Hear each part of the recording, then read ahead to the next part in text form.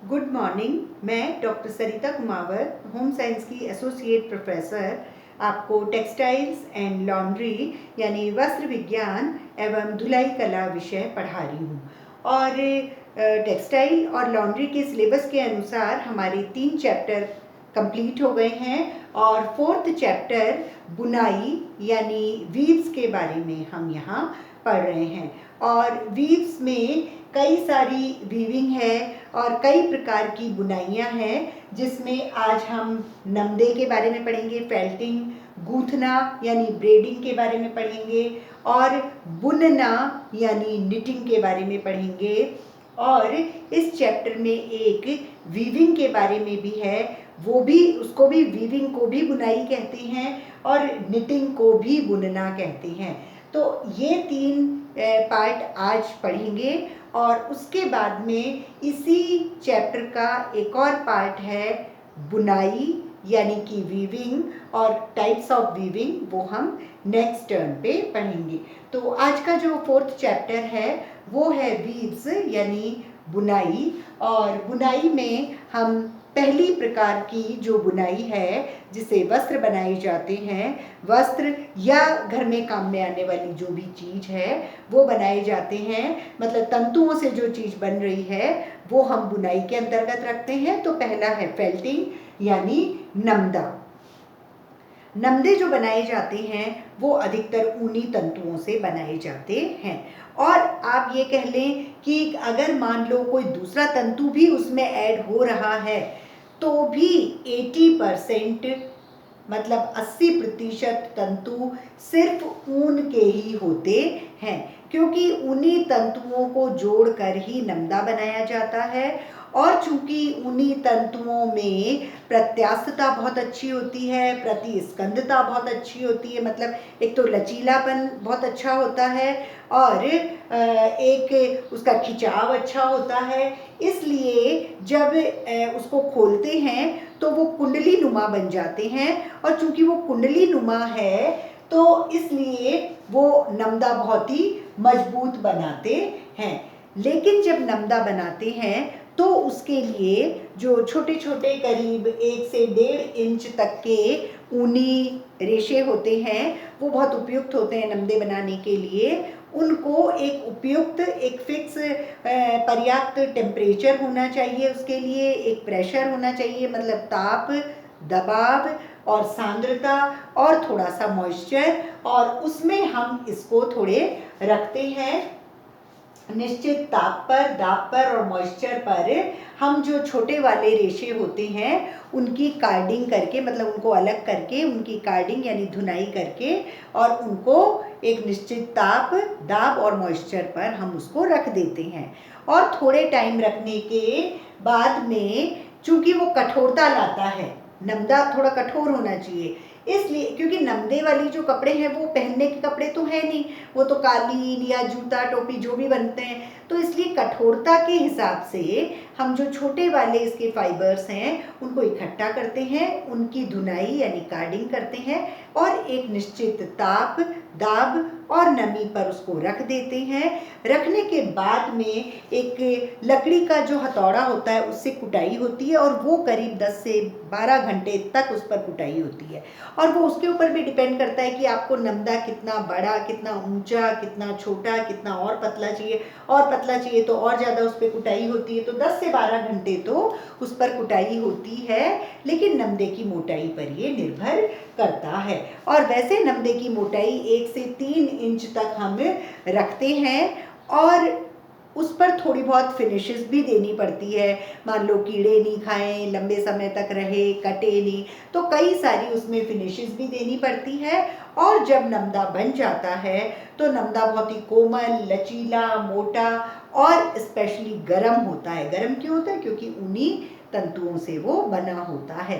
फिर जो वो नमदे की शीट बनती है उससे टोपी बना सकते हैं, जूते, चप्पल, उसके अलावा कालीन, घरेलू वस्तुएं, ये सब हम इससे बना सकते हैं। और इसका बहुत ज़्यादा यूज़ स्टूडियोज़ में होता है, जहाँ जैसे संगीत के स्टूडियो हैं या जहाँ क्लासेस वगैरह भी लगती है, तो नीचे भी कालीन बिछा दिया जाता है नमदे के रूप में, दीवारों पर लगा दिया जाता है। तो वो आवाज़ मतलब जो ध्वनि जो कमरे की है वो बाहर नहीं जाती, तो ध्वनि अवरोधक हो जाता है। और अगर संगीत का है तो जो कंपन हो रहे हैं वो कंपन अवरोधक, मतलब कंपन जो है उसको वो अवशोषित कर लेता है रूम में ही, और बाहर किसी को डिस्टरबेंस नहीं होता है। तो नमदे का बहुत अधिक उपयोग ऑफिसेज वगैरह में और म्यूज़िक इंडस्ट्री और इनमें होता है, जिससे कि वो आवाज़ बाहर नहीं जाए, ध्वनि अवरोधक बनते हैं वो, और कंपन अवरोधक के रूप में नमदे काम में आते हैं। फिर जो दूसरी वीविंग है वो हम पढ़ेंगे ब्रेडिंग, यानी गूंथना। और ब्रेड मतलब चोटी, चोटी गूंथना, चोटी को जो गूंथते हैं वो एक तरह का गूंथना होता है, या हम उसको ब्रेडिंग कहते हैं। इस विधि से जो वस्त्र बनते हैं वो थोड़े चपटे और सकड़े होते हैं, थोड़े से चपटे और सकड़े होते हैं, और हम इसको प्लेटिंग भी कहते हैं। ये जो ब्रेडिंग से जो वस्त्र बन रहे हैं, हम इस क्रिया को प्लेटिंग भी कहते हैं। इसमें क्या करते हैं कि सूतों को या तो एक दूसरे के साथ गूंथा जाता है, या फिर क्रिस क्रॉस विधि के द्वारा भी उनको जोड़ते हैं। और इसमें 3 से 8 सूत इकट्ठे करते हैं, और फिर उन सूतों को मिक्स करके और जोड़ा जाता है। यहाँ हम सूत की जगह रिबन भी काम में ले सकते हैं, टेप भी काम में ले सकते हैं, स्ट्रॉ भी काम में ले सकते हैं। लेदर होता है, लेदर के पतली पतली सी धारियाँ जो होती है उनको काट लेते हैं, उनको भी हम यूज़ कर सकते हैं। और इन सभी को यूज़ ब्रेडिंग करने के यानी गूंथने के काम में आते हैं। और गूंथने के बाद में जो चीज़ बनती है वो बहुत ही मजबूत, लचीली और आकर्षक चीज़ बनती है। और क्या चीज़ बनती है इन चीज़ों से? या तो हम लेस बनाते हैं, या तो हम रस्सी बनाते हैं, और या फिर रिबन बन जाते हैं। इन चीज़ों से रिबन, टेप, स्ट्रॉ, लेदर, इनसे लेस, रस्सी, रिबन ऐसी चीज़ें, आकर्षक चीज़ें गूंथ कर बनाई जाती है।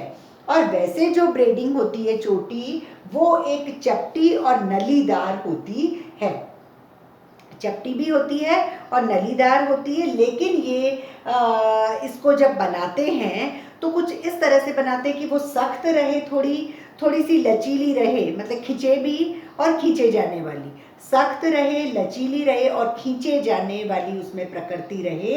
इस तरह से हम इस चोटी को गूंथते हैं। और इनका जो उपयोग होता है, जो ब्रेडिंग से जो चीज़ें बनती है उनका जो उपयोग होता है वो होता है जूते की लेस में। आप जूते की लेस देखेंगे तो एंड में तो वो एक प्लास्टिक का लगा रहता है इकट्ठा होके, और ऐसे, क्योंकि वो टाइट भी होता है जिससे कि उसकी वो गुथावट भी, बुनाई भी नहीं उधड़ जाए, और वो जो तीखा होता है तो वो छेद में डालने के लिए भी इजी होता है और एंड हो जाता है वो। लेकिन अगर वो कभी कट जाता है तो आप देखो कि ऐसे ऐसे गुथा हुआ एक गोल सा बिल्कुल नली जैसी स्ट्रक्चर होता है, उसका अंदर से पोला होता है। तो जूते की लेस में हम ब्रेडिंग को यूज़ कर सकते हैं। पैराशूट की जो कॉर्ड होती है, पैराशूट के जो मतलब जो रस्सी होती है उसको भी, उसमें भी हम इसको ब्रेडिंग को यूज़ करते हैं। फिर लालटेन में जो सबसे अंदर एक विक्स लगी रहती है, मतलब लालटेन की बत्ती को विक बोलते हैं, विक। तो लालटेन की जो बत्ती होती है वो भी ब्रेडिंग से ही बनती है। आप देखो कि घर में मम्मियाँ वगैरह जो बॉटल से लालटेन वगैरह बनाती हैं तो उसमें क्या यूज़ करती है? नाड़ा, मतलब एक इतना सा नाड़ा काट लिया, तो नाड़े की भी ब्रेडिंग जैसे ही, जैसे लेस होती है वैसे ही होती है गूंथना। तो उस नाड़े को काट के थोड़ा पार्ट तेल में भिगो देते हैं, फिर जो उसका बॉटल का ढक्कन होता है उसमें छेद करके थोड़ा उसमें बाहर निकाल देते हैं, तो वो तेल में डूबा हुआ होता है और ऊपर तक तेल को वो सक कर लेता है। और फिर अगर हम उस पर दिया सलाई लगाएं तो वो जल जाता है और वो हमारा दीपक बन जाता है। तो इस तरह से वहाँ जो ये विक होती है लालटेन की, वो भी इसी प्रकार बनती है। और एक मछली पकड़ने के जाल होते हैं, फिशिंग लाइंस, वो भी हम ब्रेडिंग के द्वारा ही बनाते हैं। ये 2 तरह की बुनाई हो गई। तीसरी तरह की बुनाई है बुनना, यानी निटिंग। निटिंग जो होती है, वैसे तो 2 सिलाइयों से हम निटिंग करते हैं, हम कहते हैं स्वेटर को निट कर रहे हैं, स्वेटर को बुन रहे हैं। लेकिन स्वेटर के अलावा और भी चीज़ें बुनाई जाती है। तो फिर बुनने में क्या होगा, या तो हाथों से बुनना होगा या तो मशीनों से बुनना होगा। लेकिन इसमें यह होता है बुनाई में कि जैसे हाथ से बुनते हैं तो पूरी एक लाइन जो है वो यूं यूं यूं यूं यूं यूं करके पूरे इधर के धागे इधर, मतलब फंदे इधर आ जाते हैं, फिर ये यूं हो जाती है, फिर यूं यूं यूं करके दूसरे पे आ जाते हैं। इसका मतलब ये है कि एक कतार बन गई, फिर दूसरी कतार जो है वो उसके ऊपर टंग गई, फिर तीसरी कतार उस पर टंग गई, फिर चौथी, ऐसे जो है पुरानी कतार नीचे आती गई और हमारा वस्त्र बनता जा रहा है बुनाई करके। तो बुनने में, निटिंग में एक कतार के ऊपर दूसरी कतार की बुनाई होती रहती है, भले वो मशीन से हो और भले ही वो हाथों से करी जाए। कई मशीनें आजकल जो होती हैं वो मोजे, बनियान, वो सभी निटिंग के द्वारा ही बनाती है। तो अगर हम निटिंग देखें कि कितने टाइप्स की है, तो टाइप्स ऑफ निटिंग में देखें तो ये 3 प्रकार की है। पहली tubular and flat knit fabric, दूसरी रिब निटेड फैब्रिक्स और तीसरी है प्लेटेड निटेड फैब्रिक्स। तो पहली निटिंग जो होती है वो गोलाकार और समतल बुने हुए वस्त्र, यानी tubular and flat knit fabric. इसमें क्या होता है, जो मशीन होती है उसमें टेढ़ी टेढ़ी सुइयां लगी रहती है। तो अगर ये मशीन है और टेढ़ी टेढ़ी सुइयां इसमें एक समान दूरी पर लगी रहती है, एक तो फिक्स है समान दूरी पर, या फिर कई बार ऐसा होता है कि इंडस्ट्री कोई एक फिक्स चीज़ बनाती है, भाई इतनी इंच की चीज़ बनानी है, तो वो वस्त्र के, भाई उनको वस्त्र का अनुपात पता है, हमको इतना वस्त्र बनाना है। कोई मशीन तो ये मशीन है तो इतना भी बना सकती है, इतना भी बना सकती है और इतना भी बना सकती है।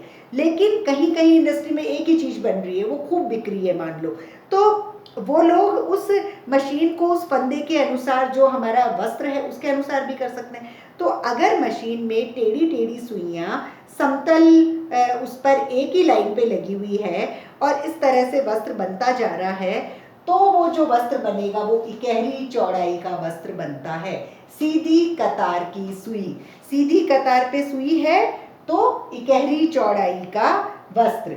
इकहरी चौड़ाई मतलब आपको बुना हुआ वस्त्र मिल जाता है, उसकी कटिंग करके या कहीं भी हम उसको यूज़ कर सकते हैं। लेकिन कई बार क्या होता है, मशीन में गोलाकार मशीन है, अगर इतनी मशीन है और उसमें टेढ़ी टेढ़ी सुइयां चारों तरफ लगी हुई है, तो उससे जो बुनाई करी जा रही है तो वो छोटी सी होगी, तो वो पैर का मोजा, हाथ का मोजा हो सकता है। थोड़ा बड़ा होगा तो टोपी वगैरह हो सकती है। तो थोड़ा बड़ा अगर गोल गोल गोल गोल होगा तो बनियान हो सकते हैं, थोड़ी छोटी होगी तो औरतों की स्लैक्स हो सकती है। तो कुछ भी मशीन जो अगर सीधे में टेढ़ी टेढ़ी सुई है पास पास में समान दूरी पे, तो वो एक समतल इकहरा बुना हुआ वस्त्र, समतल बुना हुआ वस्त्र मिलता है। लेकिन अगर गोल गोल में पूरा एक सर्किल बना हुआ है, सर्किल में सुइयां बनी हुई है और उस पर फंदे बना के और फिर वो बुनाई होती जा रही है, तो वो गोलाकार बुना हुआ वस्त्र हमको मिलता है।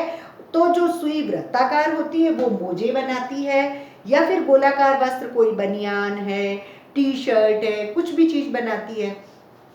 तो ये तो हुए tubular and flat knit fabric. फिर जो दूसरी टाइप की निटिंग है वो है rib knitted fabric. Rib knitted fabric में क्या होगा कि जो साधारण बुनाई हो रही है, जैसे हमने 5 फंदे कर लिए, 5 फंदे के बाद में थोड़े से फंदे, हाथ के फंदों को छोड़ दो और फिर वापस से उनको उतार लिया यूं ही, और फिर आगे के 5 बुन लिए, फिर 5 ऐसे, मतलब या फिर 2 कर लिए 2 छोड़ दिए, 2 कर लिए 2 छोड़ दिए ऐसे। लेकिन जब दोबारा उस पर में दूसरी सिलाई से करेंगे तो जो छोड़े हुए फंदे हैं उनको बुनना है। तो क्या होगा कि जैसे स्वेटर के नीचे या फिर जो हमारे मोजे होते हैं, मोजे के जो ऊपर वाला सिरा होता है जिसमें ऐसे जो बिल्कुल कसता टाइट टाइट सा रहता है, वो रिब निटेड का बना हुआ होता है। दो जो है फंदे वो बुने हुए, 2 छोड़े हुए, 2 2 2 2, और फिर वापस से जो छोड़े हुए हैं वो बुन जाते हैं और जो बुने हुए हैं उनको छोड़ देते हैं। तो रिब्स बन जाती हैं ऐसी 2 की 4 की ऐसे। तो उससे क्या होता है कि फिटिंग वाले कपड़े बनते हैं। कई बार टी शर्ट्स वगैरह भी वैसी बनती हैं, पैंट्स भी वैसी बनती हैं, और लेडीज़ के मतलब स्त्रियों के वस्त्र भी बहुत, अगर वो फिटिंग वाले जो पहनती हैं कोई या तो फिल्मों में या फिर एडवर्टाइज में या फिर एक्सरसाइज में या उनके अगर किसी चीज़ में ज़रूरी होते हैं वो कपड़े पहनना, तो स्त्रियों के लिए भी वैसे वाले बनाते हैं, या फिर जैसे मोजे वगैरह का जो ऊपर का वाला भाग जो है वो बनाते हैं, जिससे कि उसकी पकड़ भी अच्छी रहती है और वो टाइट रहता है। तो ये रिब निटेड फैब्रिक होते हैं। तीसरा है तहदार बुनाई वस्त्र। तहदार बुनाई से जो वस्त्र बनते हैं मतलब प्लेटेड निटेड फैब्रिक, इसमें क्या होता है, एक ही मशीन है लेकिन एक ही मशीन में दो सूत लगाते हैं। एक सूत आगे की तरफ लगा रहता है, एक सूत आगे की तरफ लगा रहता है, एक सूत पीछे की तरफ लगा रहता है। ये मशीन है, यहाँ एक आगे की तरफ सूत है और यहाँ पीछे की तरफ सूत बना हुआ है, दो तरफ सूत बने हुए हैं। अब आगे सूती सूत है और पीछे जो लगे हुए हैं वो ऊनी सूत है। अब जब बुनाई हो रही है तो जब बनेगी तो तहदार बनेगी। ये आगे है ना, तो यहाँ सूती है तो ये सूती कपड़ा, लेकिन इसका अस्तर ऊनी हो जाएगा। अगर हम इसको पलट देंगे कि ऊनी हम धागे मतलब फंदे आगे कर देंगे, सूती पीछे कर देंगे तंतु, तो ऊनी तो हमको आगे दिखाई देगा और सूती हमको अस्तर दिखाई देगा। कई बार आप देखोगे ना बास्केट, कोट, टी शर्ट्स, इनमें कि अंदर वुलन जैसा दिखाई देता है, तो ये तहदार जो वस्त्र होते हैं। या फिर वुलन बाहर है तो हमको कोई कहता है कि भाई वो थोड़ा खाता है, थोड़ा इचिंग करता है, मुश्किल करता है, तो उसके अंदर कॉटन का एक अस्तर हो जाता है, तो वो तहदार बुनाई मतलब एक साथ ही दोनों की बुनाई हो जाती है। तो ऐसी व्यवस्था होती है कि एक सूत जो है वो पीछे एक आगे, लेकिन अगर सूती आगे है तो सूती आगे हो जाएगा, ऊनी पीछे है तो ऊनी अस्तर, ऊनी अगर आगे है तो सूती उसका अस्तर हो जाएगा।